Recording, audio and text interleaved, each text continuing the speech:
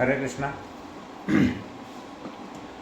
तो आज के हमारे इस मॉर्निंग सत्र में सभी का स्वागत है। हम आज स्कंद 1 अध्याय 11 और श्लोक क्रमांक 9 के ऊपर में हम चर्चा करेंगे। 1.11.9 ऑफ श्रीमद् भागवतम। तो सब बोलिए। यही रंबुजाक्षाप पससार भो भवान कुरुन मधुन वार्थ सूरत दृश्यया तत्राब्द कोटि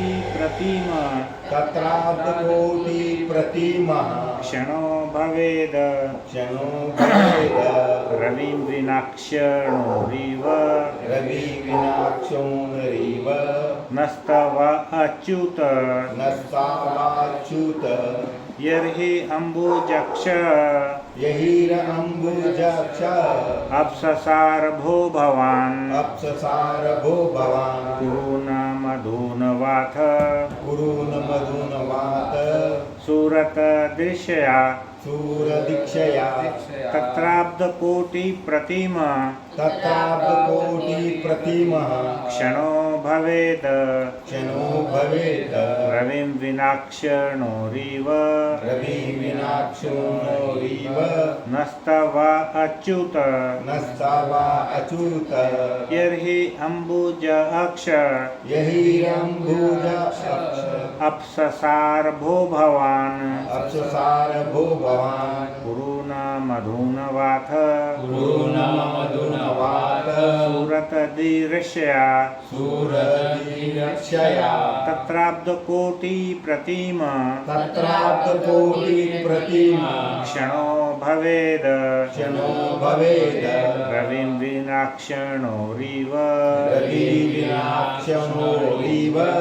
नस्तव अच्युत यह अम्बुजाक्ष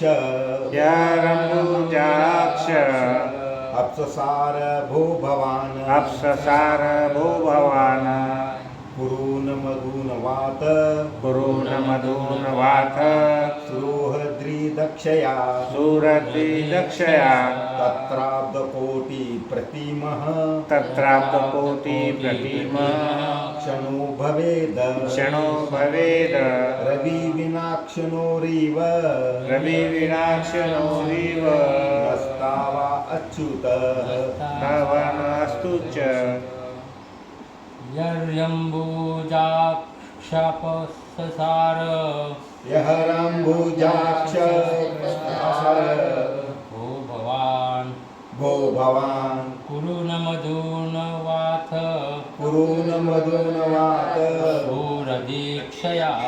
सूरदीक्षया तत्राब्द कोटि प्रतिमः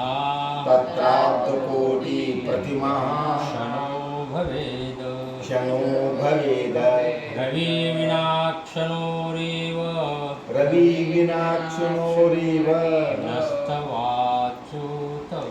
नस्तवाच्युत यर्हि जब भी अम्बुजक्ष एक कमल नेत्र अपससार आप चले जाते हैं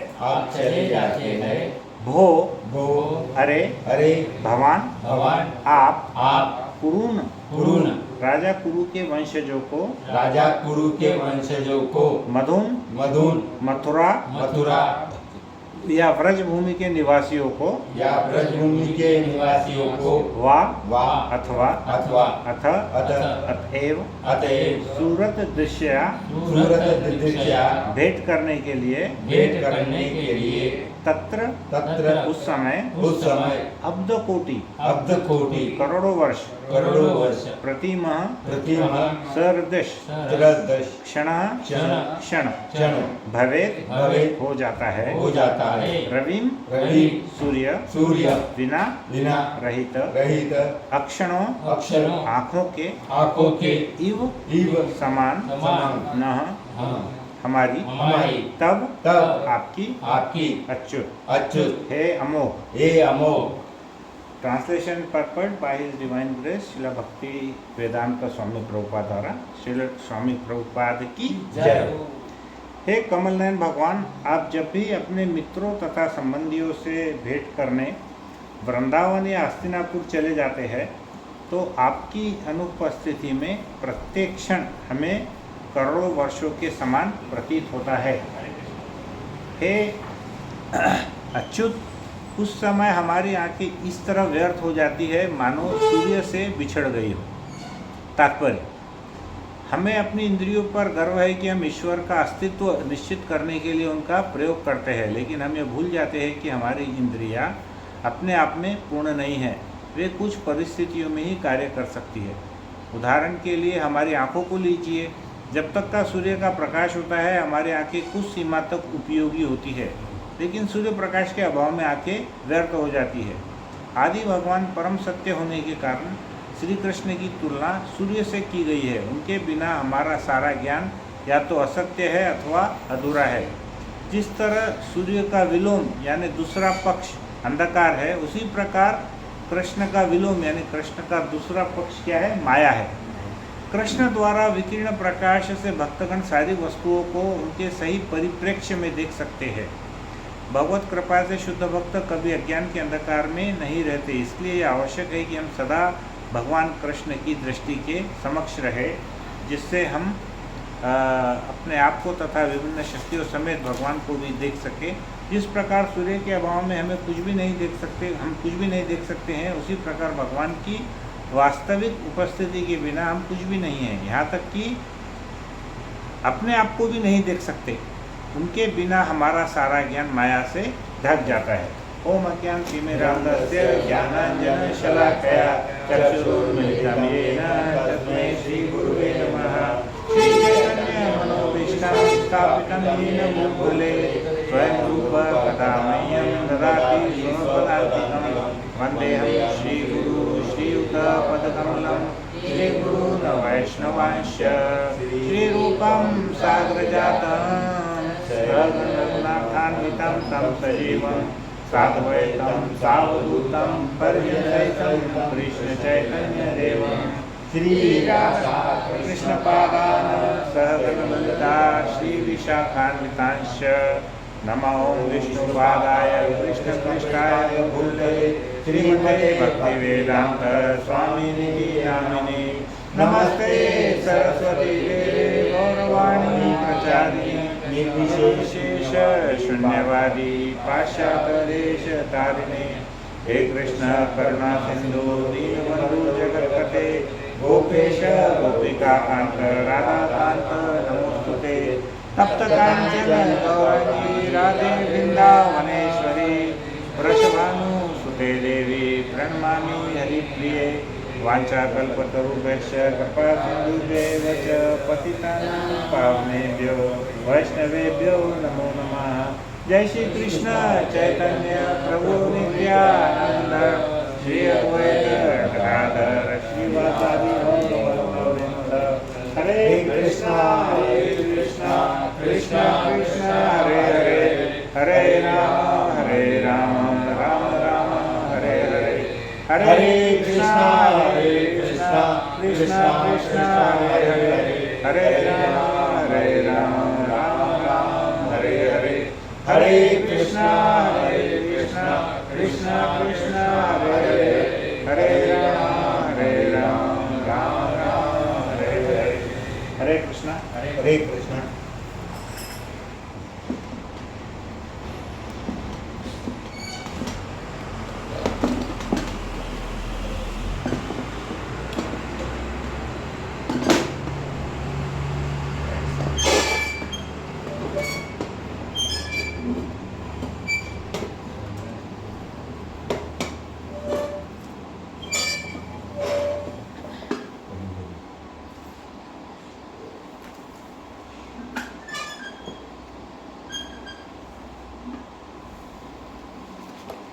तो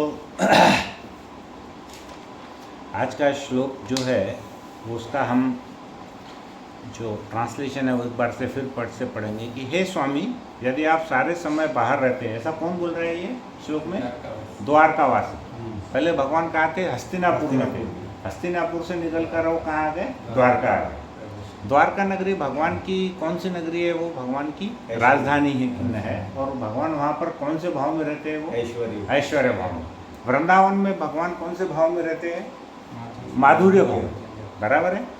तो अब ऐसा समझो कि वृंदावन से भगवान द्वारका चले गए। पहले हस्तिनापुर गए थे, फिर उसके बाद में द्वारका आ गए। तो द्वारकावासी बोलते हैं कि कृष्ण को बोलते हैं, हे स्वामी, यदि आप सारे समय बाहर रहते हैं तो हम आपकी उस मनोहर मुखमंडल को नहीं देख पाते जिसकी मुस्कान हमारे सारे कष्टों को दूर कर देती है। भला हम आपके बिना कैसे रह सकते हैं? उनकी वाणी सुनकर प्रजा तथा भक्तों पर मैं दूसरा बोलिए। हे कमलनयन भगवान, आप जब भी अपने मित्रों तथा संबंधियों से भेंट करने मथुरा, वृंदावन या हस्तिनापुर चले जाते हैं तो आपकी अनुपस्थिति में प्रत्येक क्षण हमें करोड़ों वर्षों के समान प्रतीत होता है। हे अच्युत, उस समय हमारी आंखें इस तरह व्यर्थ हो जाती है मानो सूर्य से बिछुड़ गई। इसका ये जो हम ये तात्पर्य पढ़ रहे हैं किसके सिमिलर है? कोई बोल सकते हैं क्या? यही भाव गोपियों का भाव है। लेकिन चैतन्य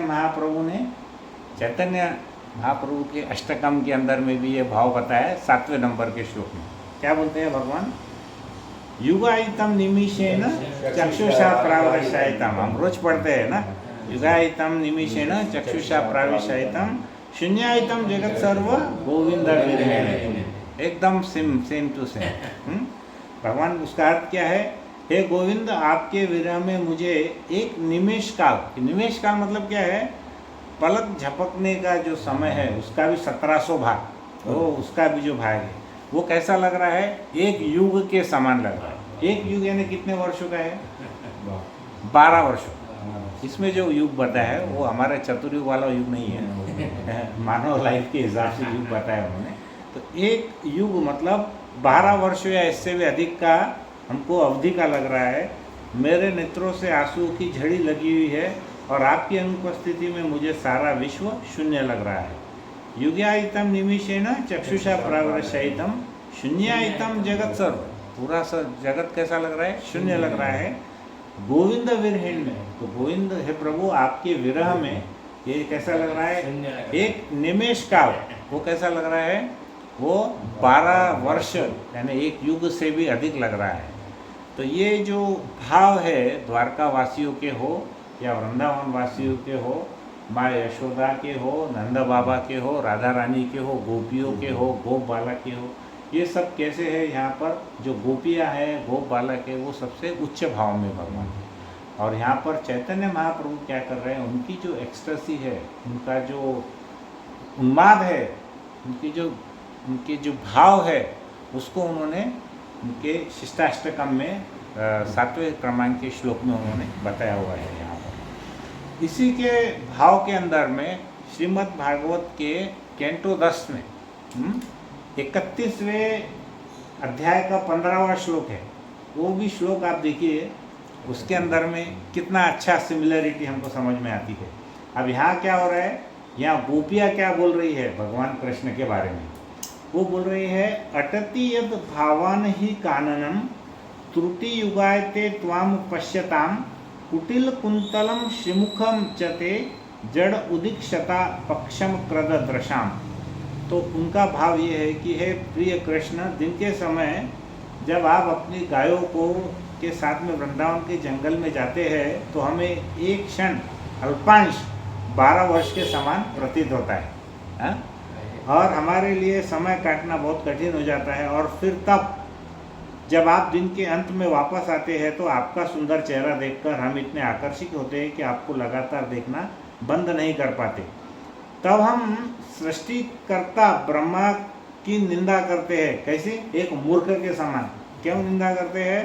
क्योंकि वो ये नहीं जानते कि उत्तम आंखें कैसी बनानी चाहिए। क्या गलती किया ब्रह्मा जी ने? उनके हिसाब से उसमें पलके बना दी। तो पलके बनाने के कारण क्या होता है? हमारे आनंद में बाधा आ रही है। ऐसा गोपियों का इतना उच्च भाव। हम यहाँ पे दिन भर खाली बैठे, हमारे को कोई भाव नहीं आता हाँ? तो पलक क्यों बनाई है, इसलिए वो ब्रह्मा जी की निंदा कर रही है। अर्थात गोपियों का प्रेम कृष्ण के लिए इतना अत्यधिक था कि उनकी क्षणिक अनुपस्थिति से भी वह परेशान हो जाती थी। करेक्ट। तो एक गोपी क्या कहती है, देखो ये इसका है ना एक विरोधाभास है इसमें। अभी यहाँ पे क्या बोल रही है वो, कि जो एक क्षण है, अल्पांश है, वो हमें कैसा लग रहा है, 12 वर्षों के जैसा लग रहा है। तो दूसरी गोपी क्या कहती है कि जब हम रात में आपसे मिलती है, आपसे मतलब कृष्ण भगवान से मिलती है, तो हम रात की अवधि को बहुत छोटा मानती है। कैसे छोटा मानती है, केवल इसी रात को क्यों, यदि हमें ब्रह्मा की एक रात भी मिले तो वो भी हमारे लिए कम समय ही होगा। अब ब्रह्मा की एक रात कितनी होगी, ब्रह्मा का जो एक दिन है वो कैसा है, 1000 युग चक्र है। 1000 युग चक्र है। एक युग बोले तो कैसा है मालूम है, एक चतुर्युग कैसा है, 4,32,000 साल का कलयुग है। कलयुग कितना है, 4,32,000 साल का। उसके बाद में क्या है, ऊपर में द्वापर युग, तो 4,32 प्लस 4,32,000, 8,64,000। वो क्या हो गया, हाँ नहीं, वो द्वापर युग हुआ। फिर 4,32 गुना 3 वो क्या हो गया, त्रेता युग। और 4,32 गुना 4 वो क्या हो गया, सतयुग। और ये चारों युगों को मिलाएंगे तो वो एक टोटल युग चक्र होने वाला है। तो ऐसे 1000 युग चक्र जाएंगे तब ब्रह्मा जी का एक दिन है, और वैसे ही 1000 युग चक्र जाएंगे तो ब्रह्मा जी की एक रात है। एक तरफ तो गोपियाँ कह रही है कि आपके अल्पांश के कारण, एक क्षण के कारण हमारे को कैसा प्रतीत हो रहा है, एक युग के समान प्रतीत हो रहा है।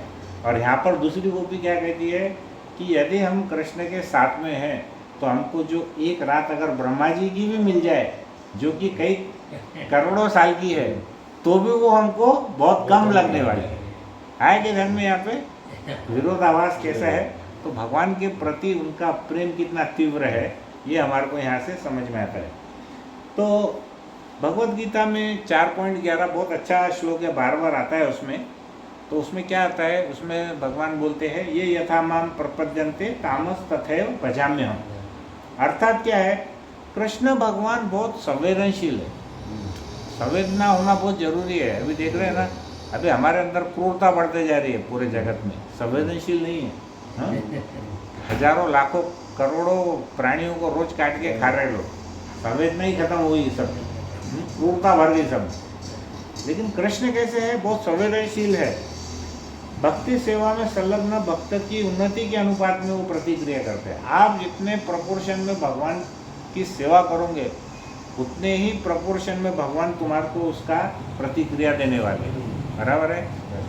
हाँ, तो वो क्या बोलते हैं, जिस प्रकार गोपियाँ 24 घंटे वियोग में कृष्ण के बारे में सोचती है, उसी तरह कृष्ण भी हमेशा 24 घंटे वृंदावन वासियों के बारे में सोचते हैं। वो किसके किसके बारे में सोचते हैं, माँ यशोदा के बारे में सोचते हैं, नंद बाबा के बारे में सोचते हैं, वहाँ की गोपियों के बारे में सोचते हैं, और जितने भी वृंदावन वासी हैं उनके बारे में वो सोचते रहते हैं। तो इसलिए वो क्या करते हैं, बाद में तत्काल उद्धव जी को सांत्वना देने के लिए भेजते हैं बाद में। वो एक अलग ही टॉपिक है पूरा।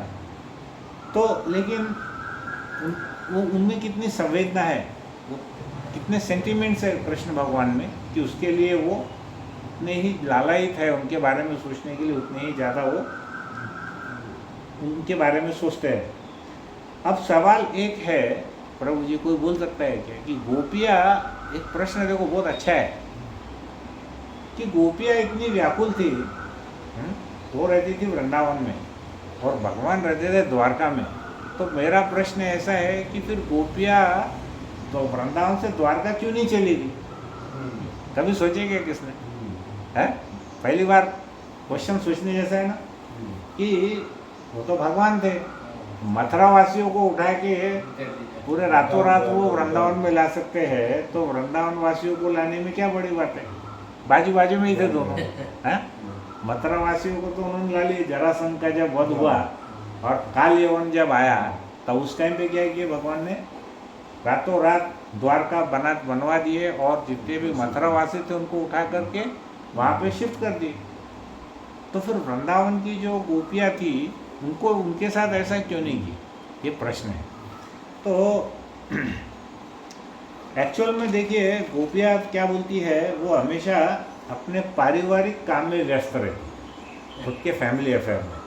और वो क्या बोलती है भगवान को कि जैसा जो सूर्य उगता हुआ रहता है उसी प्रकार से आप हमेशा हमारे दिल में विराजमान रहिए।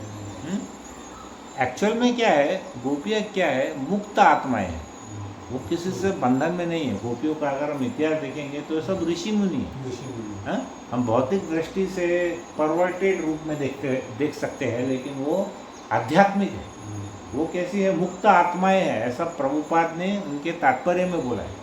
कौन है गोपियाँ, जितने भी वृंदावनवासी है वो क्या है, सब मुक्त आत्माएं हैं। और उन्होंने केवल वृंदावन में घरेलू मामलों में उलझे रहने का नाटक किया।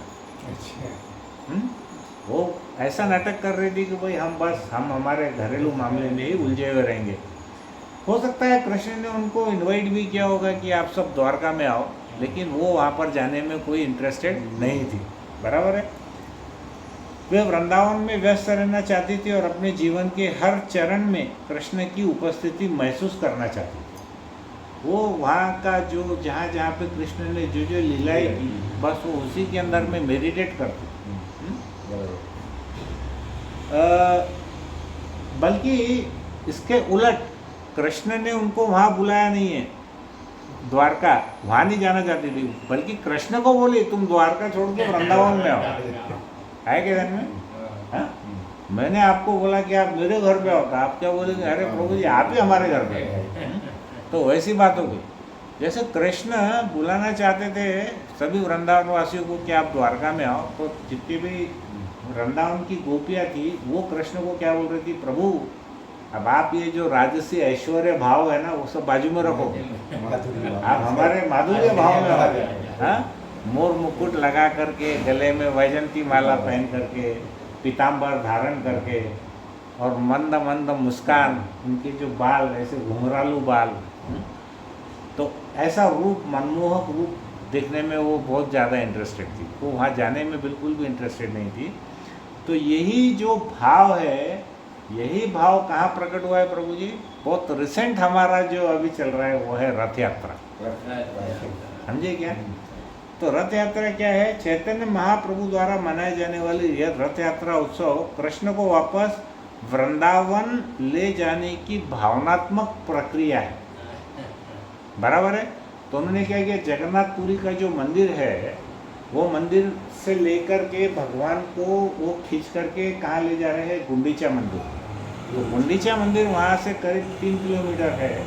तो वो क्या करते हैं, वो ऐसा भाव है चैतन्य महाप्रभु का, गोपियों का भाव है कि आप द्वारका से निकल करके वृंदावन। अभी देखिए जो जगन्नाथपुरी है वो भी भगवान का ऐश्वर्य भाव, द्वारका भी भगवान का ऐश्वर्य भाव, तिरुपति बालाजी भी भगवान का ऐश्वर्य भाव, श्रीरंगम भी भगवान का ऐश्वर्य भाव, वृंदावन केवल कैसा है, माधुर्य भाव। तो अभी आप देखिए कि कोई व्यक्ति हमेशा एक अपने आधिकारिक वस्त्र में और आधिकारिक पोजीशन में बैठा रहेगा तो हमारे को उसके साथ में बहुत फॉर्मेलिटी में बात करनी पड़ेगी। लेकिन वही व्यक्ति जब ऐसा सादे शर्ट में, चड्डी बनियान पे बैठा है या कुर्ते पैजामे में घर पे बैठा है आराम से, और तो हम क्या करते हैं, उसके साथ में बहुत कंफर्टेबल महसूस करते हैं। बराबर है।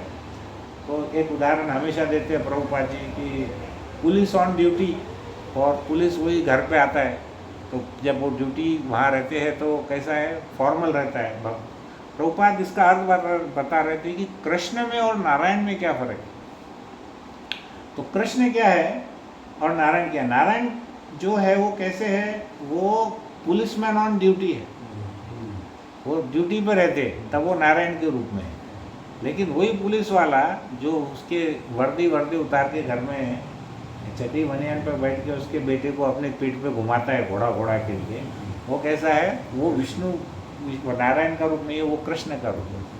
तो वो जो भाव है वो भाव कैसा है उसका, वहाँ पे माधुर्य भाव। बराबर है। तो गोपियाँ कृष्ण को हमेशा कौन से भाव में देखना चाहती थी, माधुर्य भाव में। एक कहानी आपको याद है रासलीला में, जब भगवान को ऐसा लगा कि सब गोपियों को ऐसा गर्व हो गया कि कृष्ण मेरे साथ ही नृत्य कर रहे हैं, तो कृष्ण ने क्या किया, उनका घमंड तोड़ने के लिए वहाँ से निकल गए और उन्होंने क्या किया, थोड़ी दूर जा करके नारायण का रूप धारण किया। तो गोपियाँ ढूंढते ढूंढते वहाँ पहुँची और उन्होंने देखा कि ये तो नारायण है। उनको उनमें कोई इंटरेस्ट नहीं था। उन्होंने उनको दंडवत किया, बोले प्रभु आपने हमारे कान्हा को देखा है क्या? हाँ?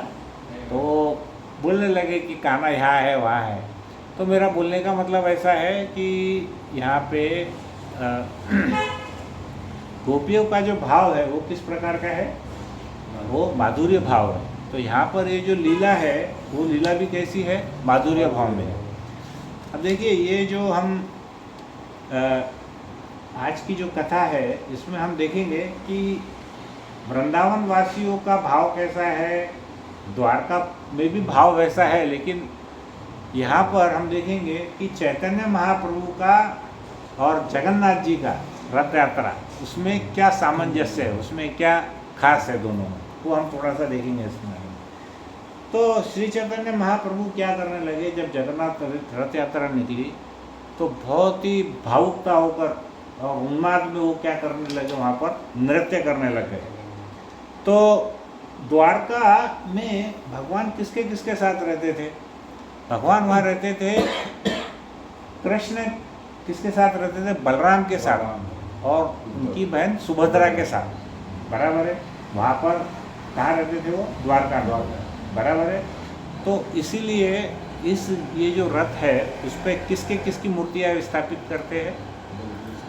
कृष्ण, बलदेव और सुभद्रा जी की मूर्ति वहाँ पर स्थापित होती है, बराबर है। तो यहाँ पर जो बलराम है वो क्या है? भगवान के सबसे पहले विस्तार है, एक्सपेंशन है। और सुभद्रा कौन है? उनकी इंटरनल एनर्जी है, आंतरिक आध्यात्मिक ऊर्जा है।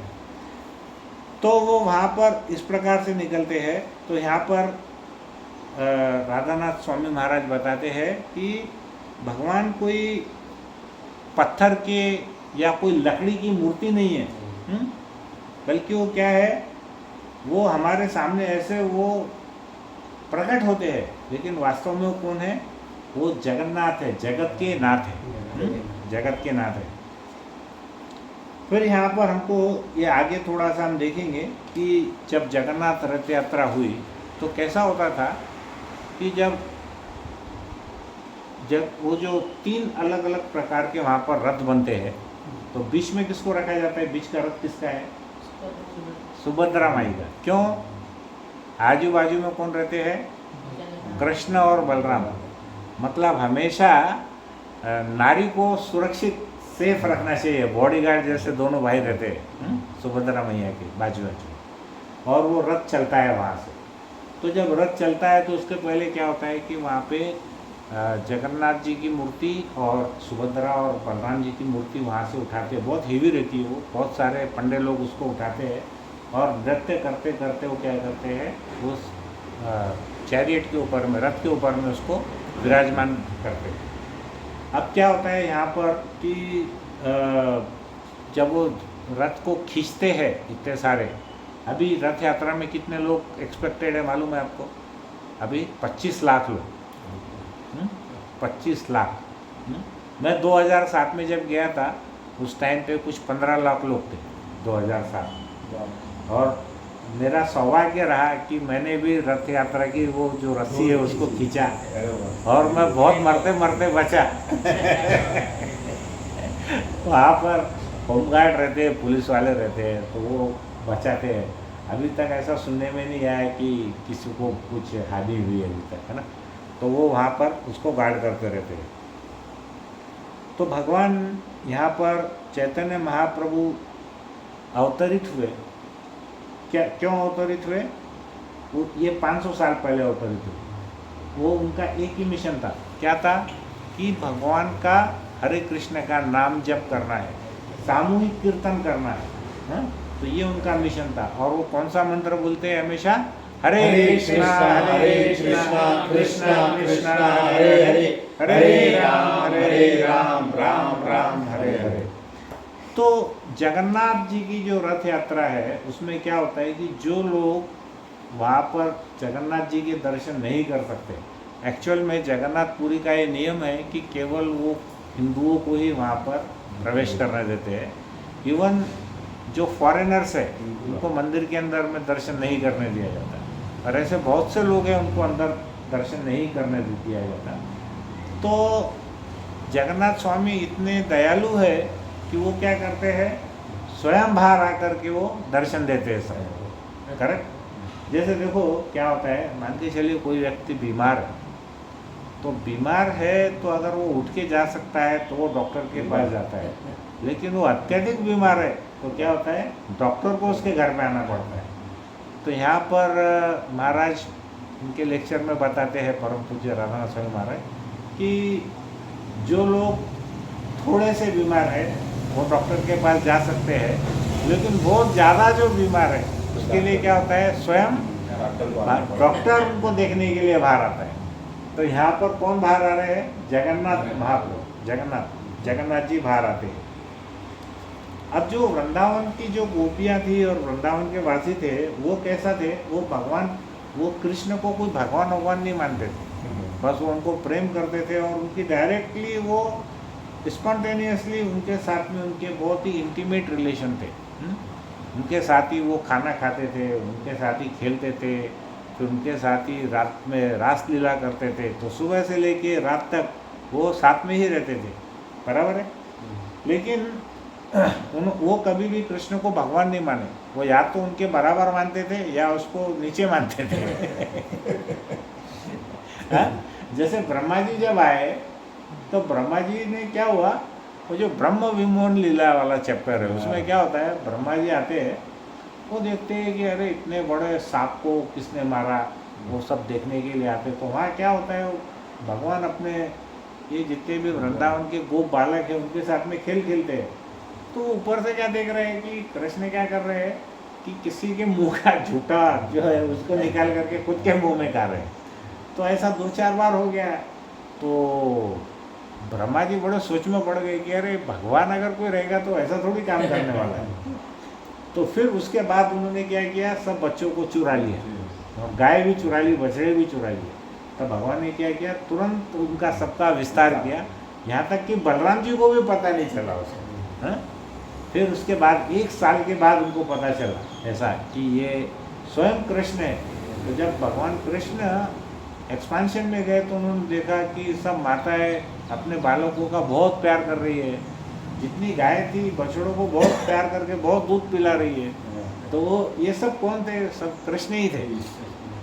तो बोलने का अर्थ ये है कि भगवान की जो लीला है उसमें देवता भी कंफ्यूज हो जाते हैं, भ्रमित हो जाते हैं।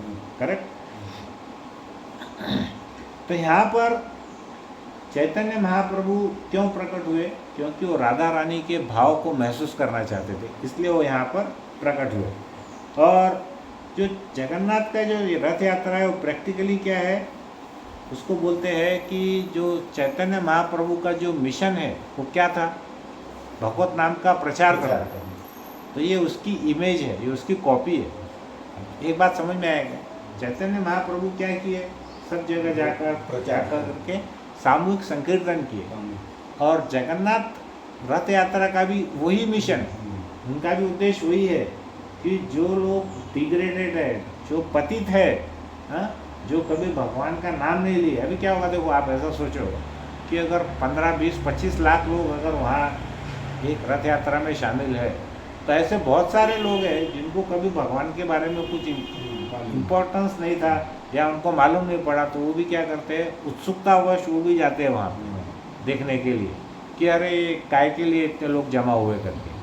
तो इसलिए चाहे कोई भी धर्म के हो, चाहे कोई भी कास्ट के हो, या कोई भी जेंडर के हो, कोई भी व्यक्ति क्यों ना हो, वो क्या करते हैं, भगवान के दर्शन करने के लिए जाते हैं। तो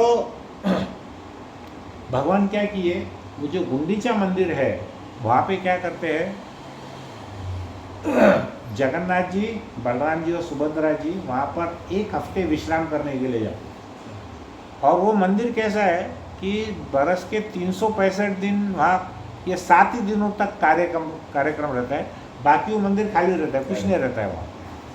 तो वहाँ पे क्या हुआ, स्वयं चैतन्य महाप्रभु और उनके 100 अनुयायी वहाँ पर गए और उन्होंने क्या किया, वो पूरा मंदिर, बहुत बड़ा मंदिर है, उसको पूरा उन्होंने पहले साफ़ किया। जितनी भी वहाँ पे उनकी डर्ट थी, धूल थी, वो पूरी साफ़ की। फिर उसके बाद क्या हुआ, वो वहाँ पर एक ऐसा तालाब था, तो तालाब में सब उनके जो भक्त थे जितने भी, वो सब एक साथ लाइन में खड़े रह करके वो एक एक बाल्टी ऐसे पास करते जाते थे और खाली बाल्टी वापस भेजते जाते थे। तो ऐसा करके उन्होंने क्या किया, पूरे मंदिर को अच्छी तरह से धो करके पूरा साफ किया। और जितने भी वहाँ पे दीवारें थी, जितने भी वहाँ की सीलिंग्स थी और जितने भी वहाँ के फर्श थी, उसको उन्होंने बहुत अच्छे से धोया। चैतन्य महाप्रभु क्या कर रहे थे मालूम है, कि वो स्वयं अपने हाथों से पूरा मंदिर को मॉपिंग कर रहे थे, यानी उसको साफ कर रहे थे। और उनका जो जगन्नाथ जी का जो सिंहासन था, उसको स्वयं के वो जो रोब पहने थे, दुपट्टा पहने थे, उससे उन्होंने पोछा उसको पूरा, चैतन्य महाप्रभु। बराबर है। तो कृष्णराज कविराज स्वामी यहाँ पर क्या कहते हैं चैतन्य चरितामृत में, कि ये यहाँ पे वो क्या बोलते हैं कि as Shri Chaitanya's own heart it was fit to receive Lord Jagannath. मतलब जैसे जैसे उन्होंने मंदिर का मार्जन किया धूल का, वैसे वैसे हमारे हृदय की भी जो डर्ट है वो भी धूल साफ होती है। हाँ? और जब कोई स्थान पवित्र होता है तभी वहाँ पर भगवान जगन्नाथ विराजमान होते हैं, ऐसा कृष्णदास कविराज ठाकुर बताते हैं इसके अंदर में। और वो बोलते हैं कि कई हजारों सालों से 84 लाख योनि में हमने क्या किया है कि हमारे हृदय पे जो धूल बैठी है वो क्या है, भौतिक इच्छाओं की, काम वासनाओं की धूल बैठी हुई है। और if we wish Krishna to return we must thoroughly wash all contamination out of heart. हमको अगर भगवान को प्राप्त करना है तो हमारे हृदय का जितना भी गंदगी है हमको वो साफ करनी पड़ेगी। जैसे कि लॉर्ड चैतन्य ने क्या किया था, गुंडीचा मंदिर के अंदर बारीक से बारीक जो कोने का कचरा या जो छोटे छोटे गड्ढे थे उसका भी कचरा उन्होंने साफ किया। तो अगर हम इस प्रकार की जो ये प्रक्रिया यूज़ करेंगे क्लीनिंग की, चेतोदर्पण मार्जन, तो अगर हम वो करेंगे तो ऐसा नहीं है। देखिए यहाँ पर हम किसी को उपदेश देना बहुत आसान है, लेकिन वो व्यक्ति जो स्वयं उसका पालन करता है, अगर वो बोले तो उसका जो प्रभाव है वो 1000 गुना ज़्यादा है। करेक्ट। तो यहाँ पर चैतन्य महाप्रभु ने खुद समझाया है कि हमको हमारे हृदय को स्वच्छ करने के लिए हमको पहले सेवा करनी पड़ेगी। तो उन्होंने उसका उदाहरण बताया गुंडीचा मंदिर का मार्जन कर, है ना। और उन्होंने क्या बताया कि वो जब मंदिर साफ कर रहे हैं तो कृष्णदास कविराज ठाकुर बोलते हैं कि चैतन्य महाप्रभु के भाव को हम अपने हृदय में उसको बिठाए, और जिस प्रकार से गुंडीचा मंदिर का मार्जन उन्होंने किया, हमको चेतोदर्पण मार्जन करना है। हमारी चेतना को और हमारी आत्मा का हमको मार्जन करना है, स्वच्छ करना है। अगर गुंडीचा मंदिर स्वच्छ नहीं होगा तो भगवान जगन्नाथ वहाँ पर नहीं विराजेंगे। अगर हमारा हृदय स्वच्छ नहीं होगा तो भगवान कृष्ण यहाँ नहीं विराजेंगे। बराबर है प्रभु जी। तो यहाँ पर क्या हुआ, अब यहाँ से बहुत बड़ी इंटरेस्टिंग कथा है जो मुझको बहुत पसंद है। अब क्या हुआ, वहाँ के जो राजा थे उड़ीसा के, उनका नाम था प्रताप। और उनके एक खास व्यक्ति थे, उनका नाम था सार्वभौम भट्टाचार्य। सार्वभौम भट्टाचार्य महाराज प्रताप रुद्र के विशेष व्यक्ति थे। और सार्वभौम भट्टाचार्य चैतन्य महाप्रभु के महान भक्त थे। लेकिन सार्वभौम भट्टाचार्य चैतन्य महाप्रभु को रोज मिल सकते थे, लेकिन प्रताप रुद्र जो कि राजा थे वो चैतन्य महाप्रभु को रोज मिलने की कोशिश करते थे, लेकिन चैतन्य महाप्रभु उनको मिलना नहीं चाहते। समझे क्या आप? यानी जो बॉस है उसको भगवान बोलते थे चल जा इधर से, नहीं आने का। और उनका जो एक क्या बोलेंगे कर्मचारी समझ लो, विशेष, उनका जो विशेष व्यक्तिगत क्लोज पर्सन था सार्वभौम भट्टाचार्य, उसको वो रोज मिलते थे उनको। तो ये क्या हुआ मालूम है कि चैतन्य महाप्रभु का ऐसा सोचना था कि ये विषयी लोग हैं, जो राजा है वो कैसे विषयी है, हाँ? कंचन और कामिनी के साथ में रहते हैं हमेशा। कंचन यानी पैसा, कामिनी यानी स्त्री, तो इनसे मेरा क्या लेना देना, हाँ? तो वो हमेशा उनको क्या करते थे, अवॉइड करते थे। वो बोलते थे कि तुमको मिलने की मेरे को कोई ज़रूरत नहीं है। लेकिन सार्वभौम भट्टाचार्य उनको बहुत पसंद थे। तो बाद में क्या हुआ, चैतन्य महाप्रभु जब यात्रा से वो जगन्नाथ रथ यात्रा में निकल के वो इतना भाव विभोर नृत्य करते थे कि ऐसे 10-10, 15-15 फुट तक वो ऊपर उछलते थे। तो उसमें ऐसा वर्णन है, जब वो नृत्य करते थे तो पूरा उनका जो शरीर है पसीने से भर जाता था, और कभी कभी तो उसमें से खून भी निकलने लगता था, और उनके दांत ऐसे कड़कड़ाने लगते थे कि वो जगन्नाथ का नाम उनसे निकलता नहीं था। वो जगह जगह जगह ऐसा बोलते थे, और वो क्या करते थे, इतने उन्माद में जाते थे कि कई बार वो नीचे गिर जाते थे, और लोगों को भी ऐसा लगता था कि कहीं वो बेहोश तो नहीं होगा। तो क्या हुआ, एक बार प्रताप रुद्र और सार्वभौम भट्टाचार्य दोनों साथ में खड़े थे उनके ऊपर, और वो सब देख रहे थे उनके राजभवन से ये नृत्य को। तो सडनली इन्होंने क्या देखा, प्रताप रुद्र ने, कि ये जब डांस कर रहे हैं तो उनका जो मुखमंडल है और जो जगन्नाथ जी का मुखमंडल है वो दोनों एक जैसा है, हाँ? श्री कृष्ण चैतन्य नहीं, श्री चैतन्य नाही क्या कुछ अच्छा है, नाही कृष्ण नाही अन्य, मतलब जो चैतन्य है वो कृष्ण ही है, दूसरे कोई नहीं। तो प्रताप रुद्र जब उनको देखने लगे तो वो दोनों के चेहरे उनको एक समान दिखने लगे। फिर क्या हुआ, चैतन्य महाप्रभु ने ऐसी 7 टोली बनाई, अलग अलग 7 टोली बनाकर उसके अंदर में संकीर्तन करने लगे, सामूहिक संकीर्तन करने लगे।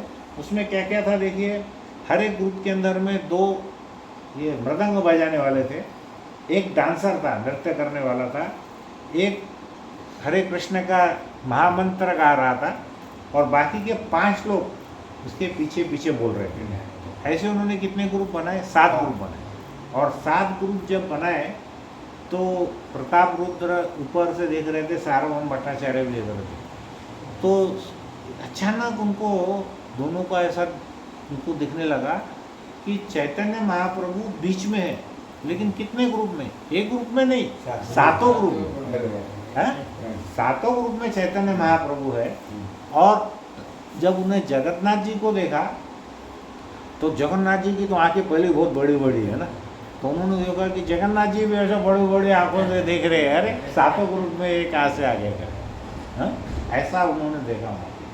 तो वो उसका एक प्रैक्टिकल एक्सप्लेनेशन है कि भगवान अपने आप को विस्तारित कर सकते हैं। जैसे भगवान ने 16,108 रानियों से विवाह किया, लेकिन भगवान विस्तारित करके वो जाते थे उनको देखने। एक बार नारद मुनि आए तो उन्होंने देखा प्रत्येक महल के अंदर में भगवान अलग अलग क्रियाएं कर रहे हैं, हाँ? कहीं पर भगवान खाना खा रहे हैं, कहीं पे बच्चों को खिला रहे हैं, कहीं पे बच्चों को पढ़ा रहे हैं, कहीं पे बच्चों के साथ खेल खेल रहे हैं, कहीं पे किसी रानी के साथ में कुछ डिस्कशन कर रहे हैं। तो नारद जी पूरे एकदम शॉक थे।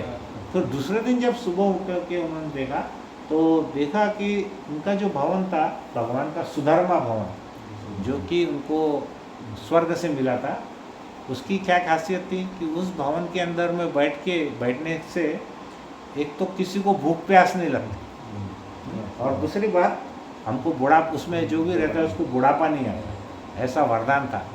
तो महाराज एक लेक्चर में बोल रहे थे कि मुझे ऐसा लगता है कि यदि कभी मुझे जन्म भी लेना पड़े तो ऐसे कोई भवन में रहूँ कि जिसमें मैं रात दिन भगवान का स्मरण करूं और मुझे भूख प्यास भी नहीं लगे, हाँ? तो ऐसे हमारे आचार्यों के महान भाव है उसके अंदर। तो उन्होंने देखा नारद जी ने सुबह कि कृष्ण समेट करके सब घर से तो निकले, लेकिन वो पूरे एक हो गए और बस एक ही व्यक्ति अंदर घुसा पूरे सुधर्मा भगवान, समझे कि नहीं? तो भगवान अपने आप को विस्तारित भी कर सकते हैं और उसको एक भी कर सकते हैं। एक प्रभु जी ने प्रश्न पूछा था कि भगवान पूरे ब्रह्मांड का इतना विस्तार करते हैं और उसको समेटते हैं, ऐसा कैसे पॉसिबल है? तो उसका उत्तर श्रीला प्रभुपाद ने दिया था एक इसमें कि बोले ये कार्य तो भगवान का एक तुच्छ जीव भी कर सकता है, तो भगवान क्यों नहीं कर सकते? तो बोले जो मकड़ी रहती है, मकड़ी क्या करती है, अपना जाला बनाती है, जाला, और जब उसको वहाँ से जाना रहता है तो पूरा की पूरा जाला वो निगल लेती है। हाँ, तो श्रीला प्रभुपाद बोले कि जब भगवान का एक तुच्छ जीव ये कार्य कर सकता है तो भगवान क्यों नहीं कर सकता? है, कितनी अच्छी बात है उसके अंदर में। फिर उसके बाद में क्या हुआ कि वहाँ पर वो एक्सटेसी में बहुत ज़ोर ज़ोर से चिल्लाने लगे, जय जगन्नाथ जय जगन्नाथ, ऐसा करके वो वहाँ से जाने लगे। तो फिर यहाँ पे हम देखेंगे कि चैतन्य महाप्रभु ने क्या किया, ये संदेश दिया। क्या संदेश दिया? Lord Chaitanya manifested the most confidential ecstasies of divinity. People are wasting away in this material world, trying mainly to squeeze a few drops of happiness out of dead dry matter. मतलब यहाँ पर ऐसा वर्णन है कि जितना जो प्रेम था, जो आध्यात्मिक ब्लिस थी, वो जो चैतन्य महाप्रभु को वहाँ मिली, तो चैतन्य महाप्रभु बोलते हैं उससे बड़ा आनंद कोई जगत में हो ही नहीं सकता। अब चैतन्य महाप्रभु क्या करते थे, जब वो रथ के पीछे जाते थे तो उनको लगता था कि भगवान क्या कर रहे हैं, वृंदावन में आना नहीं चाह रहे। देखो इसका वर्णन कैसा है, जो मंदिर है वो क्या है, द्वारका है, हाँ? और गुंडेचा मंदिर क्या है, वृंदावन। अब रथ बीच में है, तो भगवान अगर पीछे नृत्य करते थे ना तो उनको लगता था कि अब वृंदावन वालों को लगता था कि भगवान यहाँ पे आने में इंटरेस्टेड नहीं है। तो जगन्नाथ जी क्या करते थे, रथ वहाँ पे रुक जाता था, चाहे उसको फिर कितने भी लोग खींचो, वहाँ से टस से मस नहीं होता था। तो फिर चैतन्य महाप्रभु जब सामने आते और बहुत नृत्य करते थे और फिर थोड़ा आगे बढ़ते थे, तब वो रथ धीरे धीरे आगे जाता था। तो ये जो एक्सपीरियंस है ये सिर्फ भारत में नहीं है प्रभु जी, अमेरिका और यूरोप के बहुत सारे शहरों में ये एक्सपीरियंस बहुत सारे भक्तों को, सभी भक्तों का है कि रथ जो है वो कैसा चलता है, वो अपनी मर्जी से चलता है, हाँ? वो आपके जोर से ज़बरदस्ती से वहाँ से हलता भी नहीं, बराबर है। तो हमारे श्रीला प्रभुपाद के जो गुरु जी है भक्ति वेदांत श्रीला सरस्वती, भक्ति सिद्धांत सरस्वती ठाकुर महाराज, उनके घर के सामने जब रथ रुका, जगन्नाथ जी का रथ रुका, तो वो वहीं खड़ा रहा 3 दिन तक। फिर क्या हुआ, उनके जो पिताजी है जगन्नाथ मिश्र, उन्होंने क्या किया, उनको बालक को लेकर के, भक्ति सिद्धांत सरस्वती ठाकुर को लेकर के वो दर्शन के लिए जब आए, उस समय अलाउड था ऊपर चढ़ने के लिए, अभी बंद किए उन्होंने। वो चैरियट के रथ के ऊपर गए और वो जैसे उन्होंने भगवान का दर्शन किया तो भगवान का जो हार था वो भक्ति सिद्धांत सरस्वती ठाकुर के गले में आकर के गिरा। तो उसके और जब तक ये काम नहीं हुआ तब तक वो रथ वहाँ पे ही रहा, वहाँ से हला ही नहीं।